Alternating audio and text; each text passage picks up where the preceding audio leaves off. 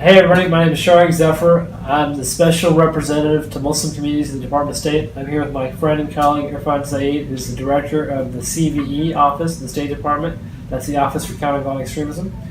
And we're very excited about our proposal because we need your help. Specifically, we want the private sector, the tech sector specifically, to figure out how we can leverage the power of the crowd to take on two groups of trolls. And I'll talk about the first group. The first group are those people, hateful voices, when we have a national security incident, a terrorist attack, or something similar, who come out of the woodwork on Facebook, on Twitter, on other social media platforms, and at a time when society should be pulling together for safety and inclusion and pluralism and other values that we hold dear, they're pulling us apart. And we want to figure out what are ways that we can promote resilience online after these types of attacks by empowering and highlighting positive voices.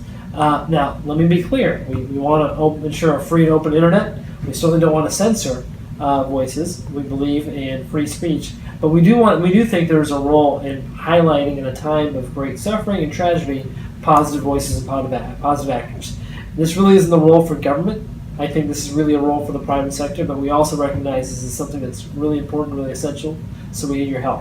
Now, Irfan is going to offer this is part B of this proposal, which is... Yeah, thanks, Sharik. I think when you talk about the proactive response, that is exactly what we're talking about, but we're also talking about the reactive response. What about those trolls that are leveraging social media to actually pull people into committing acts of violence?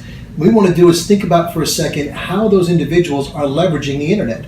How are they using fanboys and fangirls to pull people into their diabolical deeds? So, when we're trying to respond, what we should do is use some of these trolls to crowdsource a response so that they can push back against some of these narratives. As Sharik mentioned, it's not really a role for government to play, but it's a role for those people who are on the internet every day, who are on social media every day.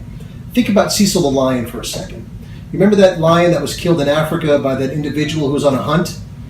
Did PETA respond? Did one or two people respond? No, the internet responded. Social media was leveraged to crowdsource a response and basically publicly shame this individual.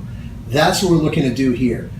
Galvanize a response so that we can push back against violent extremism.